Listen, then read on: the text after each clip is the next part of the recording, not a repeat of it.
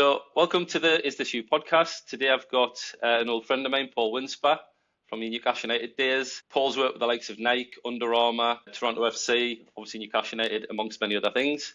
And we've also got Phil Gray from IsThisYou as well. All right, mate, how are you doing? Yeah, I'm really good, Dave. Really good. Really good to see you both again. It's been a while. It has been a while, hasn't it? I was really looking forward to coming onto this because we normally do them just either Dave will do it or I'll do it. But he goes, "Oh, Windy's coming on." I said, "Well, I've got to be on that and join in as well." Yeah. As soon as I bumped into Dave and he said, "Would you do it?" It's like, absolutely. Yeah, love to. I know. Yeah, it was in Phoenix, wasn't it? And then I felt this hand on my shoulder, and it was like the strongest hand I've ever felt. Yeah, I was like, "What was that?" But I thought somebody thought I was shoplifting or something. I was like, "What?" It was funny because I kind of saw this guy and I thought, Dave, and then you turned around. It's like, it is, but you looked straight past me and I thought, okay, he's giving me a bit of a custard there, and like hand on the shoulder just so you couldn't run away. And I was in the chocolate aisle of all places to catch us, in the chocolate aisle of Phoenix. Pretend he doesn't go there. And yeah, I'd been following you in a while and I waited till he got to the chocolate. So yeah, we'll go back to the Newcastle United days because that's where I first met you. Can you remember what year it was that you started at Newcastle?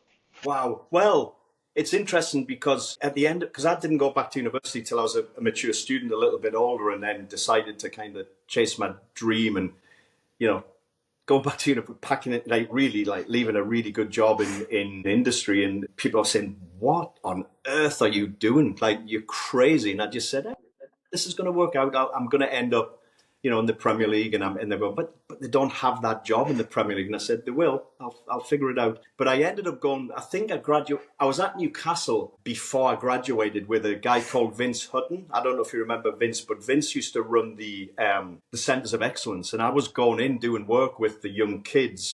I think they were either signing on the, back in the day into the academy.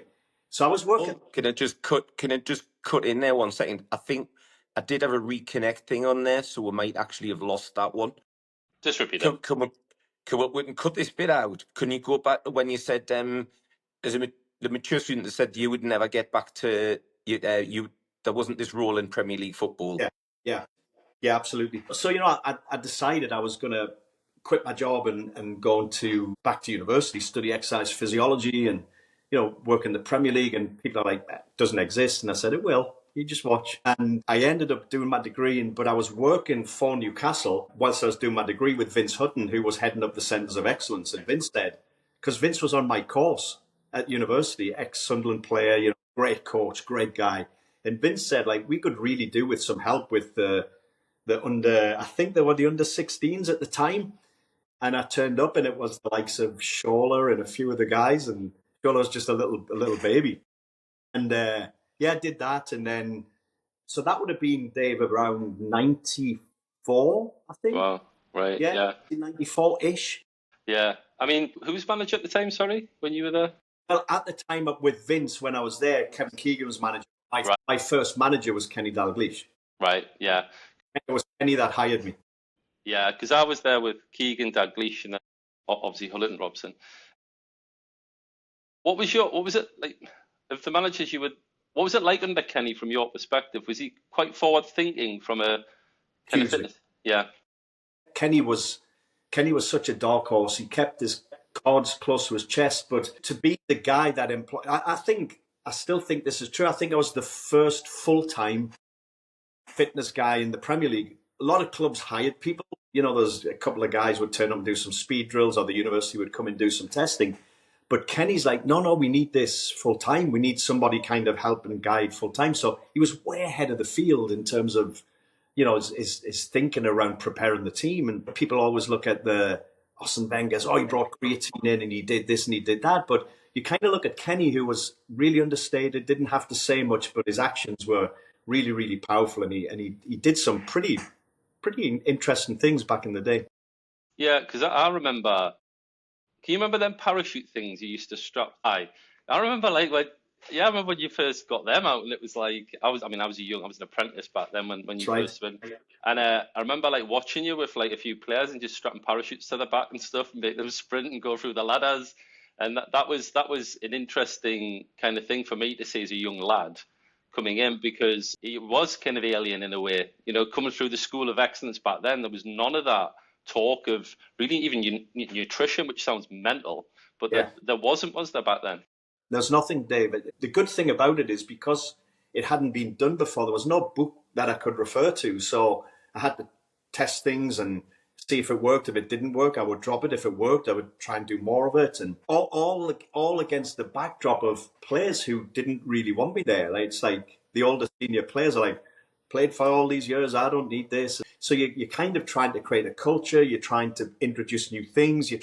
And things that require, in addition to everything else they had to do to be at the highest level, like you're asking them to think about what they eat, think about how they warm up, think about how they stretch. A lot of big changes needed to happen. Yeah. Interesting. Yeah, and also I remember them, the heart rate monitors. Yeah. Because they were like brand new back in the day. What were the strap, Yeah, nobody had that. I was trying to, I always had this philosophy of like, when you're trying to assess things to see whether or not things are working, I was obsessed with measuring. I don't even remember the gym, but we logged and tracked everything in the gym, every load. And we did the same on the field. And back then, it was the first time really that a team had brought in team-based heart rate monitoring. And it was just giving me an idea of, are the guys working too hard? Are they not working hard enough? How are we going to peak for the weekend, for the game? It was really interesting trying to figure it out. And back in the day then, the companies hadn't really figured it out because they were supporting triathletes and endurance-based athletes, which the technology was really built for, from some of those amazing, finish-based athletes.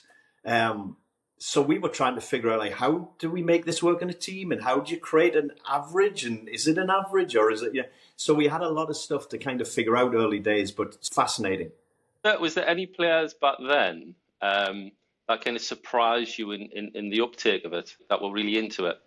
Yeah, well, obviously Gary Speed was the guy. I think I owe so much to Gary Speed and the adoption of what I was trying to do, and he just said to me, "Look, I believe in what you're doing, and I'm going to help push this with the players." And he always used to kind of wind me up, and we always had a bit of fun about it. But I knew he was behind it, and I would work on his nutrition one-on-one and really dig deep with him. And yeah, he had a different program because he had a few issues with lower back and things. So we adapted everything, and he was. And this works for me. This individual custom approach really works for me.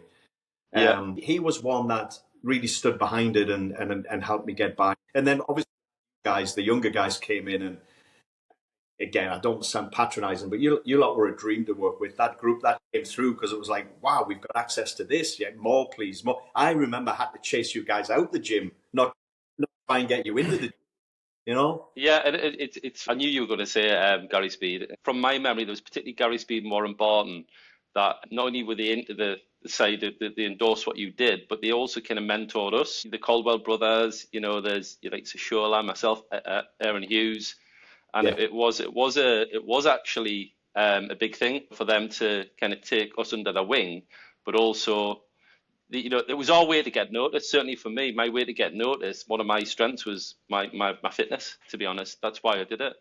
Absolutely. Again, you came in and, you could run all day. I remember, like, the likes of you and Aaron Hughes, and it was like, I cannot get these guys into their zone. It's incredibly fit. And then we introduced the gym work, the strength work, the speed work, and then we started to build and build. But yeah, Warren was another great advocate of what we were trying to do. And then we got that next group of players come in, like the Craig Bellamy's, the Jermaine Genuses, the Kieran Dyer, not always portrayed in the media the right way, but you know how hard Craig Bellamy worked. I mean, Craig was an absolute beast in the gym, an amazing athlete. And I remember he used to say to me, like, I'm going to train, I'm going to shower and eat, going to get my massage, then I'm going to go home for 2 or 3 hours to sleep, and then I'll see you back at the training ground at like 4:30. I was like, okay, Craig. But you know what? It made me better. because then I was having to think things through differently. I was having to be on my A game because Craig demanded everybody was on, like on all of the time. So you couldn't put on an average session with Craig because he would call you out, which raised the standard. So yeah, he was another one that I really kind of enjoyed working with. Yeah. And talk us through, like, so when you kind of left Newcastle, can you talk us about the exit from there and where you went on? Yeah, I really enjoyed my time at Newcastle, and it's like I've learned. I really did learn so much about that I took into my business life about building my clarity of my purpose. Like I really know what I want to do and how I'm going to do it. I wanted to really show how I could build buy-in of something that was still, say, abstract to people. Like how do you create something that people will buy into and march in the same direction? So that I learned so much from my days at Newcastle, but it just came to a natural end. You know, I'd been there through Kenny and Rude and Sir Bobby and Graham, Souness and Glenn. And then I kind of remember it was getting close to Christmas and just said to my wife, I kind of think I'm done. She said, well, okay, that's fine. Like, what next? And I said, I don't know, I'm going to set something up and I'll figure it out. And I remember leaving and I didn't really have anything to go to, but I knew that I wasn't learning anymore. I wasn't growing anymore. It changed for me. And then I set up my own business. And I remember, again, I don't want to make a thing about this, but I got a phone call from Nike saying, oh, would you come over?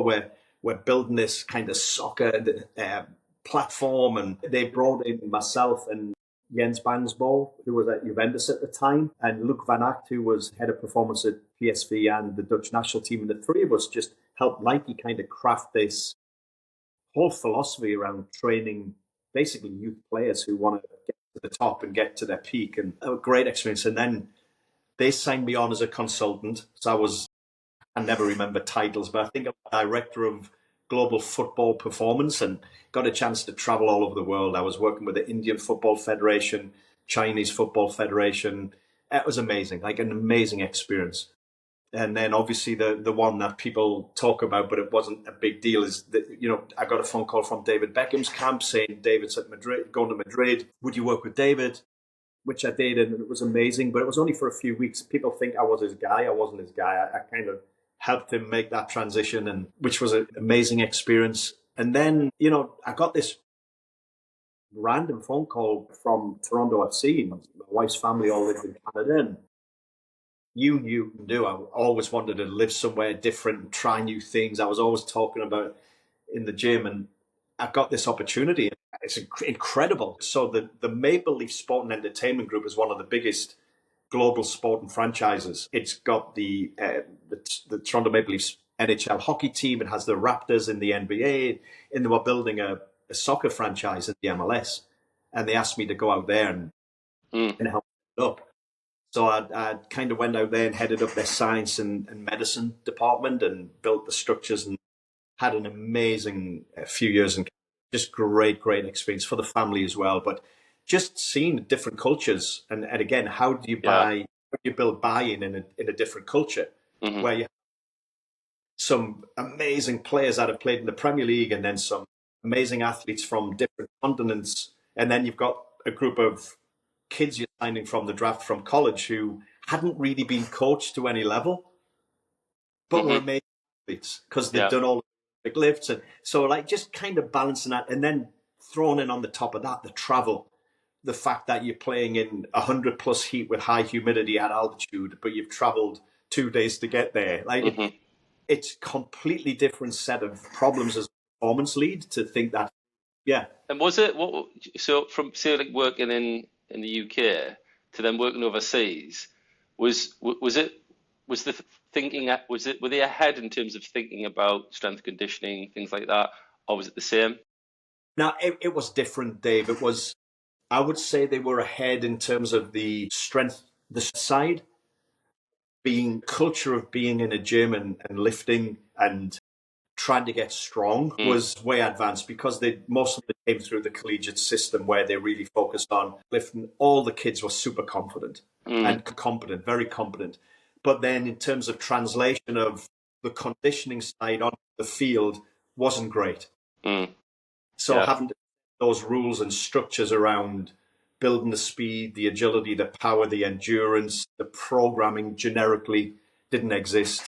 Yeah. And not great on the nutrition side either. So, like really build that whole nutrition. But the Maple Leaf Group was amazing. Like the budgets, the facilities, I was seeing things through a completely different lens. I was going to ask the question there, Wendy. It was about the over sort of in the States and Canada, the collegiate system seems to be like that. It's big business, isn't it? It's huge sport. Whereas we have academies and sort of development squads through clubs, but it doesn't have the money that the collegiate system is. Just it's huge, and it was interesting what the difference is between those two. Yeah, so it creates an industry. So when my son went through university in the States, got his degree, then came back, but it costs a lot of money to get your kids through university in America. A lot of money. There's this carrot called they're kind of saying, oh, you can get a scholarship, which is a free ride. So if you say to a parent, you either stump up 300 grand or there's a free education if your kid's good at sport. Body's like, right, you're going to go and see that performance coach. You're going to do this. You're going to do that. So there's this amazing culture of the kids are really in tune with, their conditioning and being fast and strong and agile. And they kind of look after themselves that way as well. And especially in football, like American football, these kids are incredible athletes. So, but it's all based upon this future promise of a full ride scholarship at a D1 college. So the culture is completely different, Phil. Like the parents are saying, I can pay $60 an hour now for a fitness coach, and I can pay 300 grand in a couple of years. Yes, so they'll invest in it. Yeah, so people are looking at it as a bit of an investment. But when the athletes get there, it's like a process. Like I visited in both my jobs at Nike and Under Armour, a lot of the big colleges. University of Oregon is funded by, like, obviously Phil Knight funds a lot of it. Yeah. Spectacular, like as good, if not better, than anything I've seen in the Premier League or the pros. Just amazing. And then I'm still on the Science and Medicine Advisory Council at Notre Dame Athletics. So I still do that. I've been on Notre Dame campus a lot. That's as good as anything you'll see in the pros. But they surround the athletes with amazing support, especially the Notre Dame, for example. They don't drop their academic excellence just because this athlete's a good football player or the girl's a good basketball player. You still got, if you're doing mechanical engineering in Notre Dame and you're a D1 football player, like, good luck trying to find time to sleep. Yes. Both full on.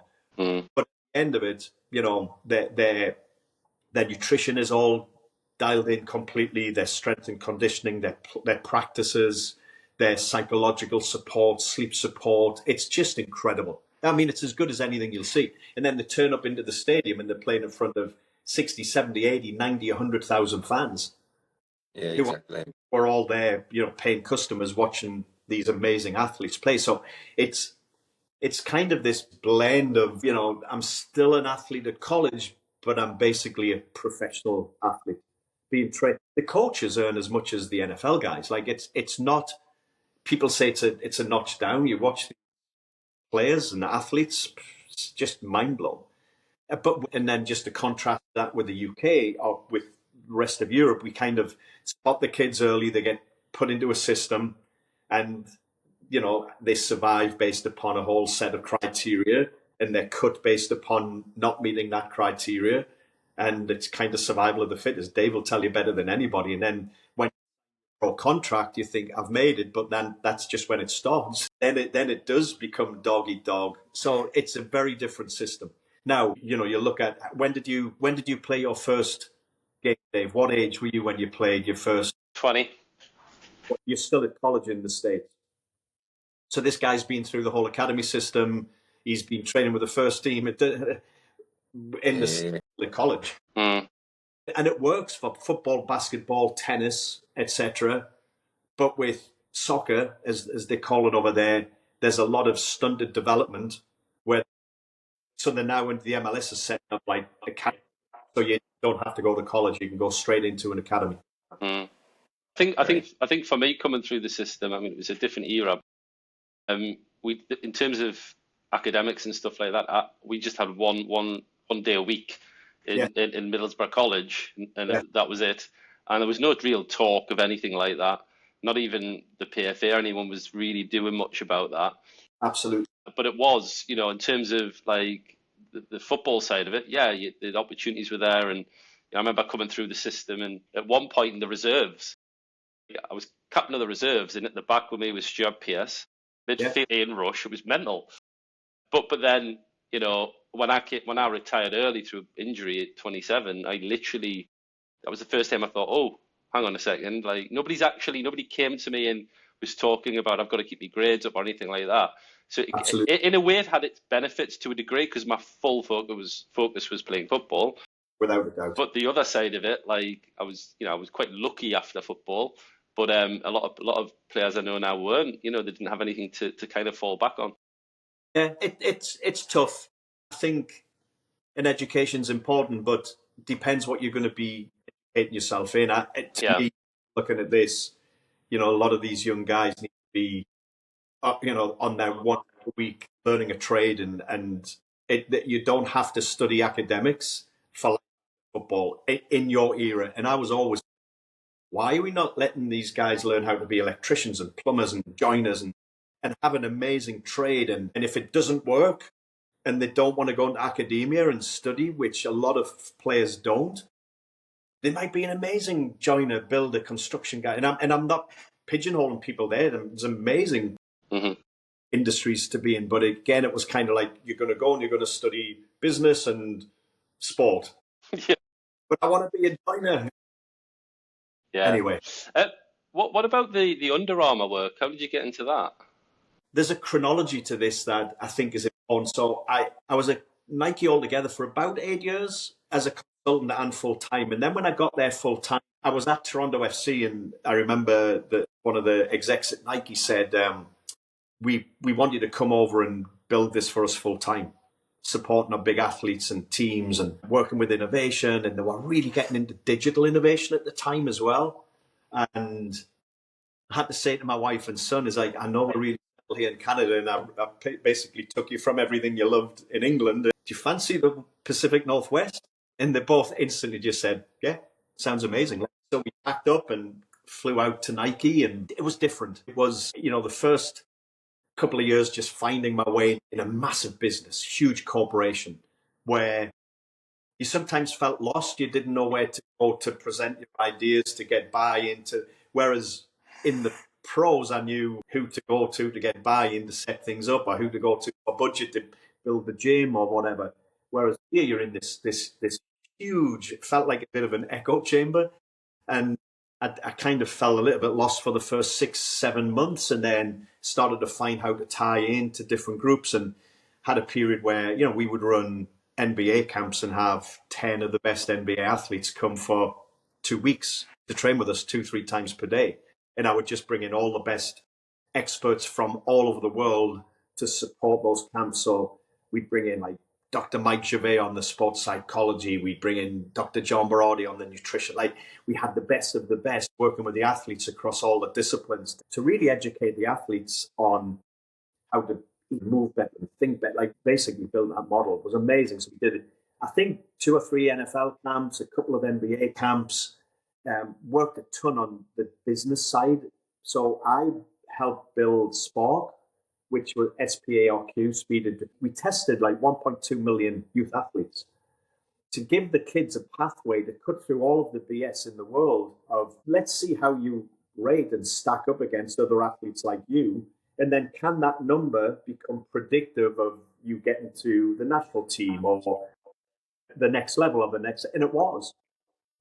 Started to have more resolution in our data as we got more. And then we could start to say to a kid, hey, if you can jump like 1.5 inches higher, your chances of a scholarship increase by X%. The kid's like, how do I do that? Here's the program. So it was getting the kid on the right path rather than following all of these like gurus.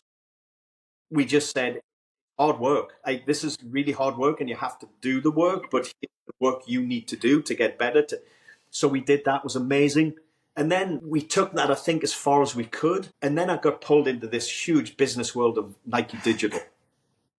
So working with Microsoft that just bought out the Kinect camera, and we said, could we use that camera to actually see somebody then be a personal trainer in their living room? We built the Nike Kinect fitness game, which was amazing. Took us 2.5, 3 years just to build the basic structure of how do you do a movement assessment? How do you then prescribe based upon, hey, you don't have enough range of your ankle. Here's your drill to free the ankle. It was amazing, like really interesting. Then we got into my team were working on the fuel band. I don't know if it ever came to the UK, but we built that fuel band. Remember that? It was just great being integrated into the business side. Yeah. I could see how this huge juggernaut was trying to monetize the digital ecosystem around support and long-term health and fitness and wellness, but also performance. So that was good. And then again, I got to a point where I just felt like I couldn't keep my progression and I couldn't keep moving forward at the pace I wanted to. So left there, and I ended up, because I'd been working very closely with Dr. Mike Gervais, who I'm a huge fan of. He's best-selling author on basically the simple psychology of high performance, because we all think, oh, this is high performance, it's really complicated, and he just strips it back to be super simple. He's just a smart guy. Mike Gervais called me after I literally just left Nike, and he said, I'm up at the Seahawks. Do you fancy coming up to Seattle Seahawks with me to build this kind of science and medicine think tank? I was like, yeah, I'd love to. Went up there with Mike Gervais, and we built this kind of underpinning structure, almost like when I started all of my businesses, I worked through, my vision. Like, what's my vision? What's the purpose of my business? And I create these really vivid and personal, like, visualizations around it, a manifestation around it. And how are we going to build it? How are we going to integrate it? And I built this pyramid that would support, like, what is the franchise philosophy? Is the cornerstone of the pyramid at the base. Like, understanding that philosophy. Do I have buy-in from the head coach? Do I have buy-in from the GM? So I built all of the principles on that. And then from the principles, I built the system. And then I went to find the technology to work in the system based on the principles. So that was the first time I was looking at it from a business perspective of, rather than just hire this guy, fire this guy, do more of this, less of that. It was like, how do we build a sustainable model that isn't dependent upon people, because it's an enduring system. So that's what I've helped to build with Mike Gervais. And it was fantastic. I signed for 1 season. I just wanted to see if we could apply the same principles. And the head coach at the time was Pete Carroll, who was just amazing. Like, you talk about a super smart, free-thinking coach. I learned so much from just listening to this guy and being around this guy. Amazing personality. But he would just come into this room that we had. They called it Science and Medicine Think Tank.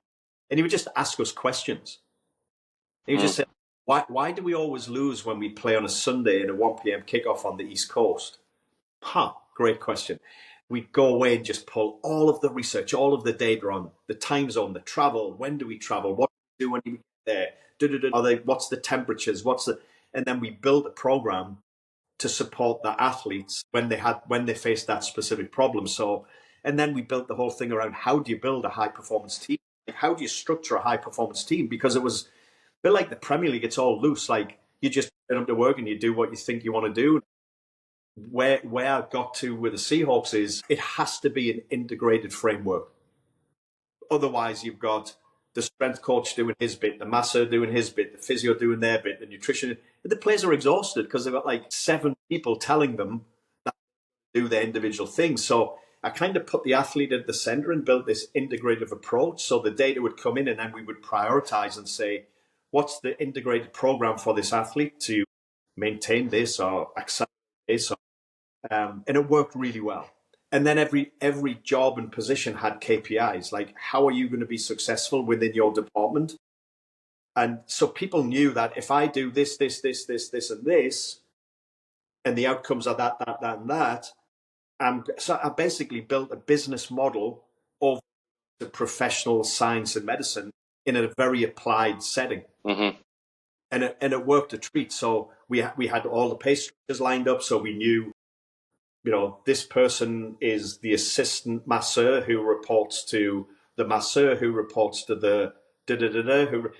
But then the person who was pulling all of the data together would go to the head coach and have a seat at that table every day and be able to say, these 4 guys this, these 10 guys this, da da da. Recommendations are boom. So that was a big breakthrough in pro sport. We ended up winning the Super Bowl that year. So I ended up being part of a structure from trying to, see how they trained and worked out and recovered and traveled, to then watching the team go and win the Super Bowl at the end of the season, which was an amazing experience, like amazing. And then I got this phone call from Under Armour and said, here, you free agent, would you come to Baltimore and chat to us? And that was it. I went there and I met the one of the co-founders, a guy called Kip Folks, and Kip said, we don't know exactly what the role would be, but we really want to get to know athletes better so we can build better product and da-da-da-da-da. Then we just bought all of these digital assets and we want to monetize them and build a business around them. And I remember calling my wife, I was in Baltimore. Sounds amazing. And it's a very... Well, there was just something really gritty about Under Armour. They're based in Baltimore, reminded me of Newcastle. It was on the dock building.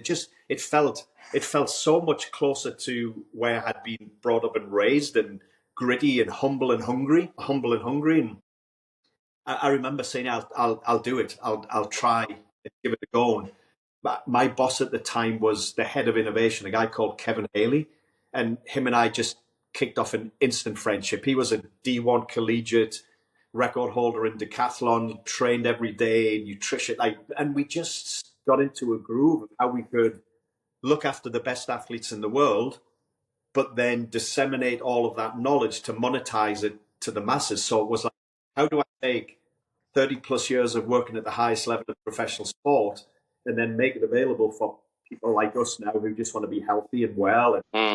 And then not only how do we do that and translate it, how do we monetize it? Yeah, it's interesting hearing you talk there as well, Wendy, because my journey's been like, I came from sport and I went into business, right? Just one way. Now, hearing you talk about KPIs and things like that, so you start with, like you said, it's purpose-led, you've got your vision, you've got your manifestation. That's very sport-oriented, isn't it?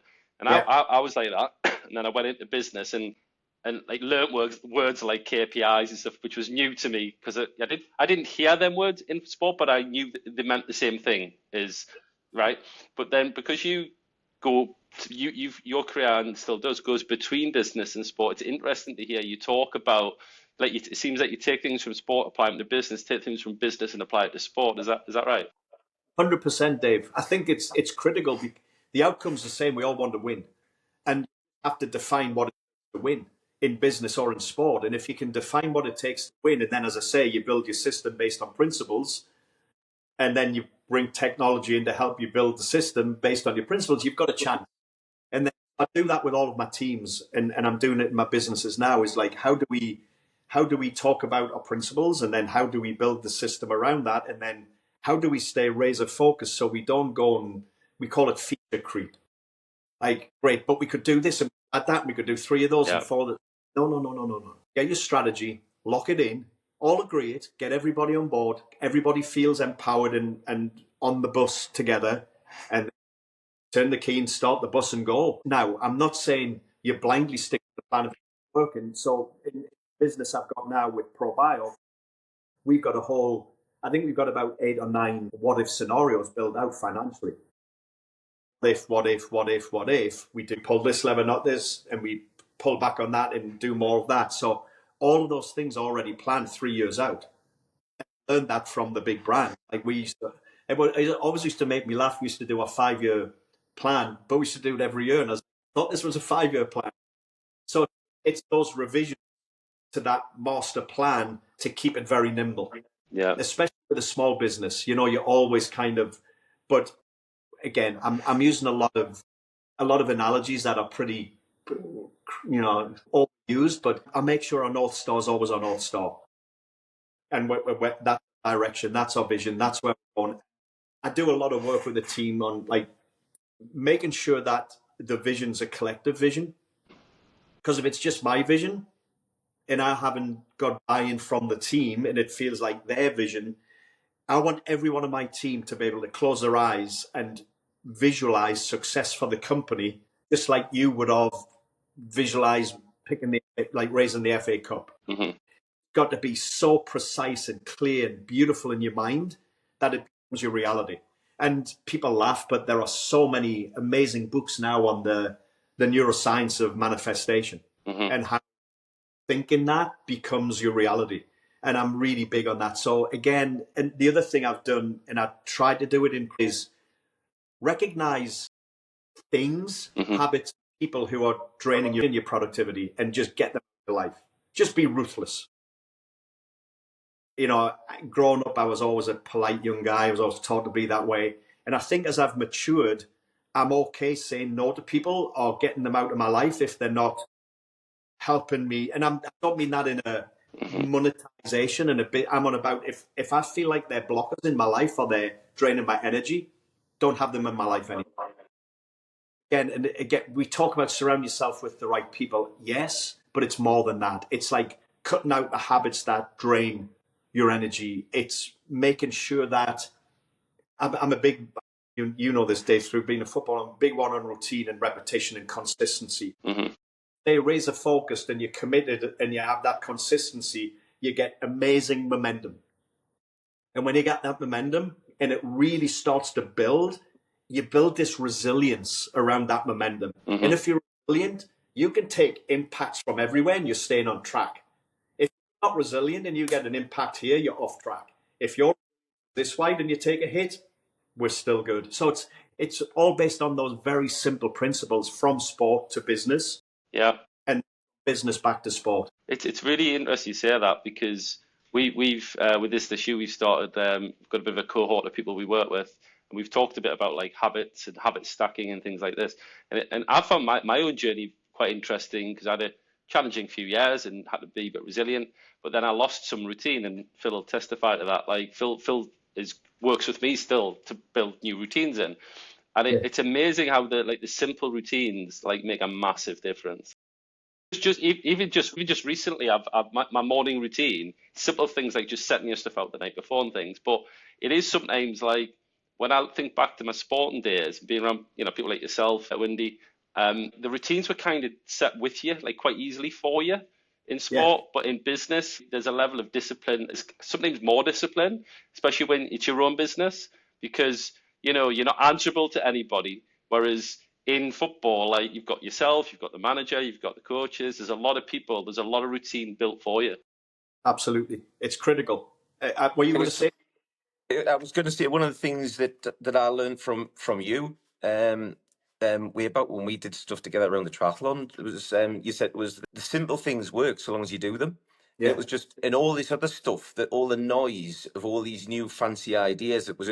It's like, well, look, that's all well and good, but most people don't do the 99% of the simple things that produce your performance. That little 1%, a tiny little difference. But if you focus on that 1%, but you're not doing the 99%, then you're not going to be very good. It's just get those bits locked in and get those bits done. Sums it up beautifully, Phil. I think my business now is about there are basic fundamental things that every human needs to do. So whether you're a CEO, you're trying to run a business, or you're a professional athlete, I built my model over basically 30 plus years of failing and understanding what worked and what didn't work. And my 5 pillars are super simple. I want everybody to move better.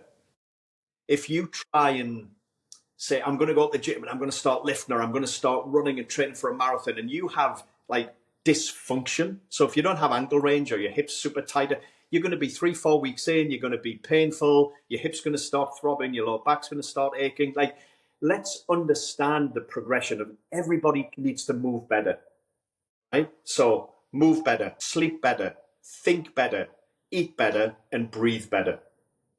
If I can get every athlete doing those 5 fundamental things better, i.e. my principles, I then build a system on top of those, then I bring the technology in the system to help people move better, think better, eat better, breathe better, sleep better. Now, if you sleep better, and I'm obsessed with sleep. I go into athletes' homes right now and I build sleep sanctuaries for them. I do it with business execs, helping them understand how do you build a space that's conducive to really good restorative sleep.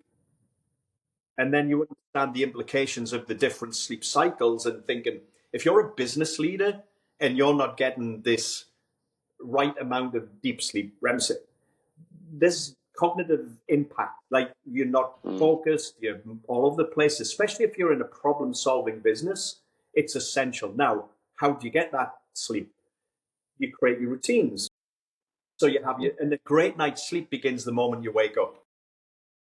And that's a really big thing I've been working with athletes for a long, long time. The moment you wake up, that's going to determine whether you're going to. So, can you seek some daylight? Can you do your positive affirmations? Can you put some intent into the world that's really positive? That's going to create the release of the hormones. It's amazing when you get up and you think. So, my athletes now, I'm doing these things called silent mornings.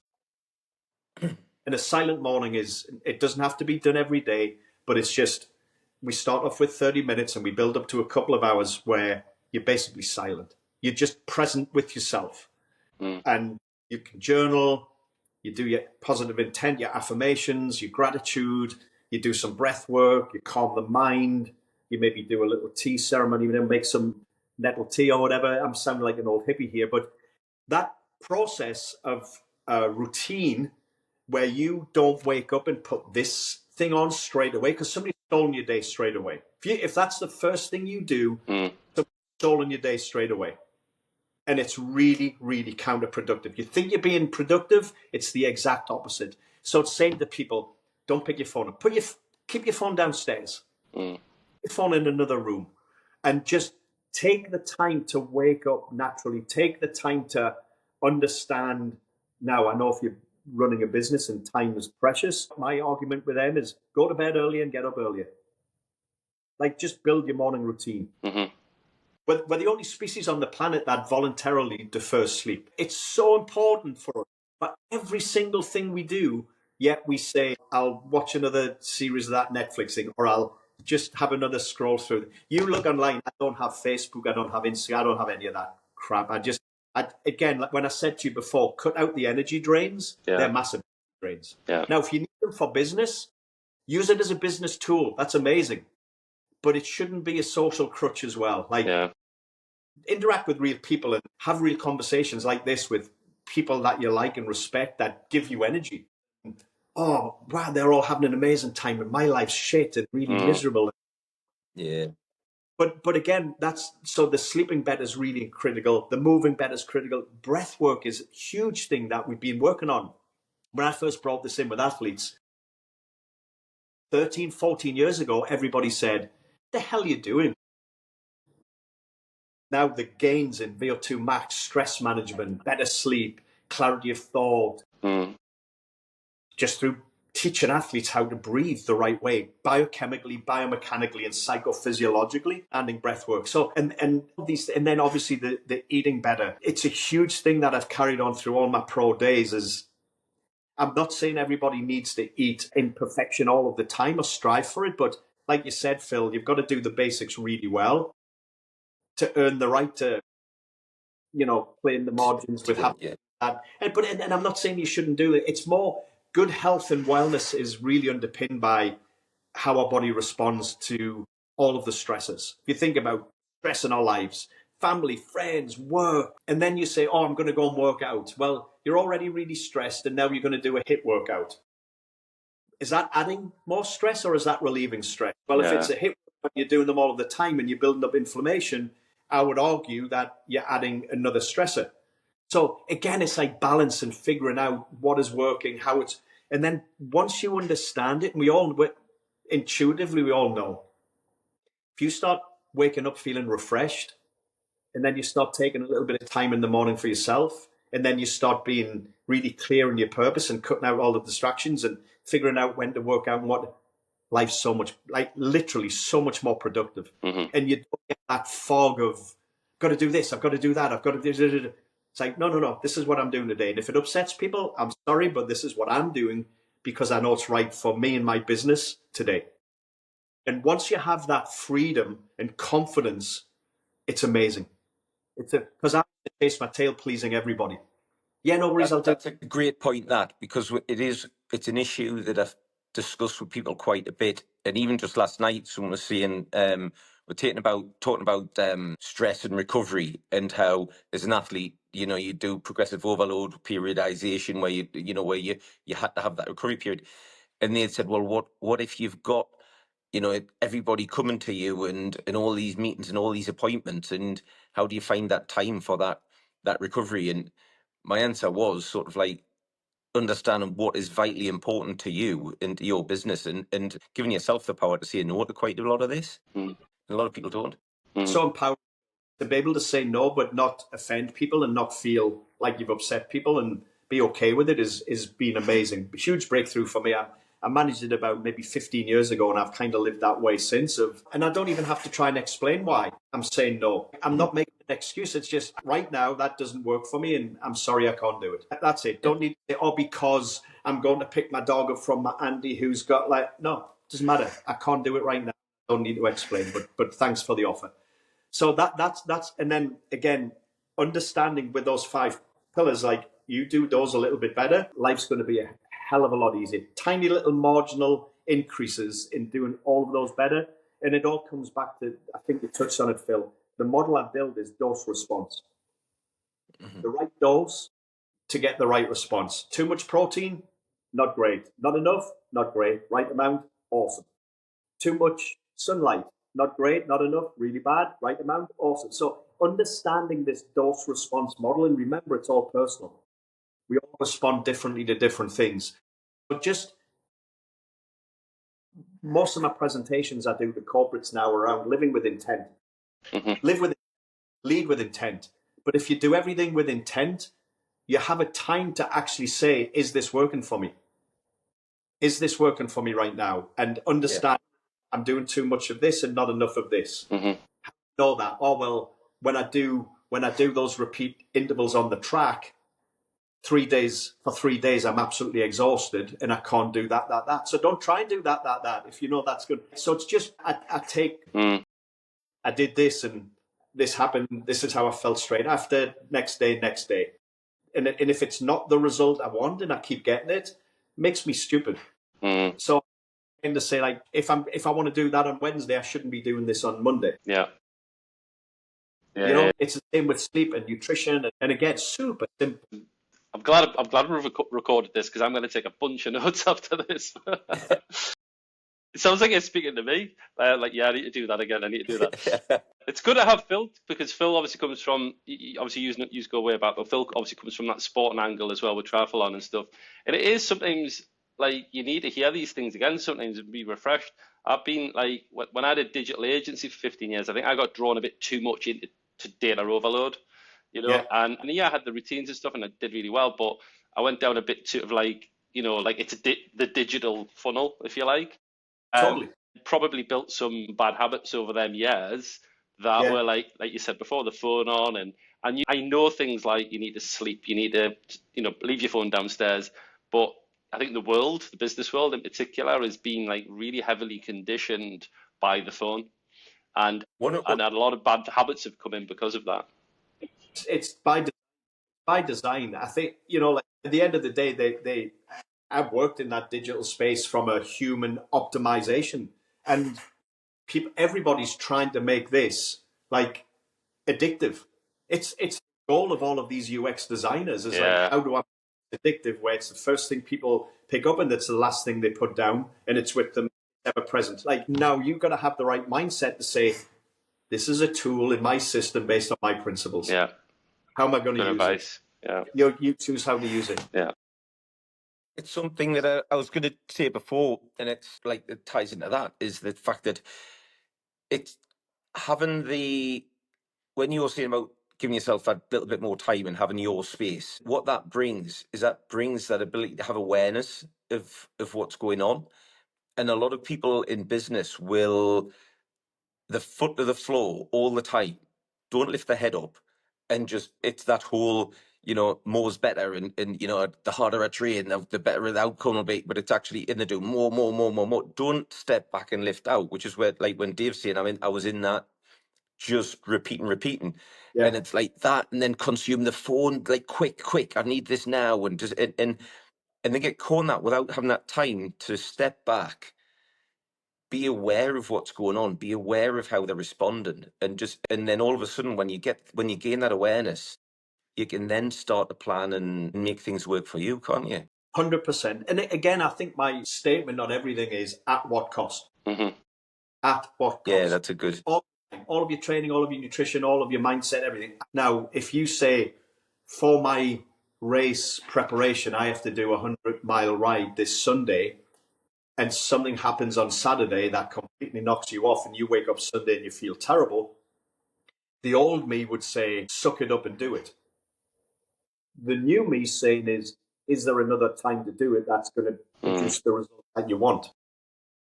Mm-hmm. Physiologically. Yeah, exactly. Physiologically. Now, I'm not saying you wake up every morning feeling not so great and you're always up down to doing the tough things, because part of what I'm trying to build is resilience. Now, what underpins resilience is this grit and mental toughness. And mental toughness is doing the really tough shit you don't like doing and you don't want to do, but you do it first. Mm-hmm. That's the true definition of mental toughness. So getting that stuff done. So if that right, you might say, I know I need to do 100, I feel terrible, but I don't want to not do it, so I'm going to do 50. You've adapted, you've changed, you've still done a ride, a significant ride, but you've adapted it based on some kind of intelligent feedback that your body's giving you. Your body's saying, not ready today, Phil. Not ready to give you what you want today. And it's having that intuition to then say, I'm gonna act upon that. Because if you don't, and then you do all of these things just based on, you will end up living in a life of constant stress, constant elevation, stress hormones. We know stress is a precursor to inflammation. We know inflammation is a precursor to cancer, heart disease, like check. Mm-hmm. So do you want to live in that constant perpetual stress state, or do you want to take a little bit of time? And I can guarantee to business guys, if you really raise a focus on what needs to be done, like I said at the beginning, what's it going to take to win? A lot of the stuff you're doing is habitual and not additive to that what it takes to win strategy. Mm-hmm. And you're doing it because you think you need to do it, because it's the tough stuff nobody else is doing, and I'm going to do it. Mm-hmm. At what cost? It's. I mean, I could talk to you all day, mate. To be honest. But just to finish off on one last question, like, so what's next for you? What's next for Paul Winsper? So I am really interesting. I'm a founding partner in Alter Me, which is basically the culmination of all of my years of work. So the basic premise of Alter Me is, what if we could give every single human being in the world the opportunity to have the same insight on their health, wellness, fitness, and longevity as a professional athlete? Okay, that's a big thing. We built it. We did it. It's been 3.5 years in the making, but we've built our own ring, biometric ring. So first of all, you take a DNA swab. The DNA swab goes to a lab, gets returned really quickly. And it's not like, hey, your mum's from Asia and your dad's from here. This is more, what is the best training type for you based upon your genetics? So, whilst I raced triathlon back in the day, Phil, mine came back and said strength. But then I know that as soon as I go to the gym and get back into my strength routine, my body comp changes in 3 weeks. But I could train on the bike and run all day and it doesn't change. What are you genetically predisposed to? For exercise, inflammation, stress response, cognitive decline, assimilation of fats, carbs, proteins, motivation style, are you intrinsically or extrinsically motivated, all genetically predetermined. And then we build the program. So your program is very different. We would all have completely different programs. Then what we built was the ring is then the daily dosage. How much? The dose response is like, hey, so we created a readiness score based on nocturnal heart rate variability, resting heart rate, sleep duration, and some of the parameters within the sleep. So now when you wake up, it's not like, good job, your sleep score's this. We say, your readiness score is 73, here's your program for the day. Now, if we start to trend your data and it's looking like this, we might say to you, not a great day to go and do this. Bear in mind, this is for the general public, not a Yeah. So we're looking at this saying, hey, not a great day to do this, but do a 20-minute strength session and here's the program. Then if your data is really trending in the wrong direction, we would say great day to do, we call it a work in. So you work out, there's a work in. A work in is putting back in. And we've got meditation, breath work, restorative yoga, mobility. So everybody is doing something, but it's optimized for their biology and their physiology that particular day. Their nervous system's all taken into account. And then over the course of time, we build the diet, we build the recovery plans, we build the training plans. It's all in one system, all based on your DNA and your biometrics. So we built that in the market now, going really well. And then what's that called, Windy? What's that called again? Alter Me. ALTRME. AlterMe.com. You'll just get a feel for what we're trying to do. Is again, it's that democratization of health, wellness, performance, and longevity. It's taken that Dale testimony that I keep saying to them, right? Your body battery and your sleep from like the Garmin Connect app is, and it's taken that to a much more personalized level, isn't it? Massively, but based on your DNA as well as just that's what I mean. The power is in the understanding. This is your DNA is not the term I use is the DNA loads the gun, your lifestyle pulls the trigger. So just because your genetic predisposition for that doesn't mean that's going to be expressed, that signaling pathway. If your lifestyle is conducive to being healthier, we're always looking at the levers to pull of like, we know that you don't do well with inflammation. Okay, we know better sleep, better nutrition. And in the nutrition, what do we add? There's turmeric, there's black pepper, there's ginger. So we're actually saying to people, there's a path forward. Like you don't have to be living that or like really bad with inflammation. And then my other business, to finish your question, Dave, is I set up in the same vein, a nutrition company that's based upon what if we could support people's long-term health and longevity as opposed to protein powder for muscle building, energy drinks so you can... We wanted to move away from that and say there's nothing wrong with them. But what we wanted to do is come into the marketplace and say, number one, we wanted to solve a problem with athletes. Because I remember back in the day, giving the players multivits and in the end, in the latter part of working with teams, there was like a little cup like that with like 16, 17 pills in. And we used to find them in their shorts. They used to find the whole pill pack untouched in their lockers. Like, we're spending a lot of money and the athletes aren't taking them. So I'm not getting what I want physiologically. Yeah. So Dr. Bubbs and I decided to see if we could take best-in-class ingredients, all natural, no sugar, no additives, nothing artificial in, and build a single powder. You take 1 scoop per day, and it works on gut health, brain health, cellular energy, joint health, muscle health, and vision health. Mm-hmm.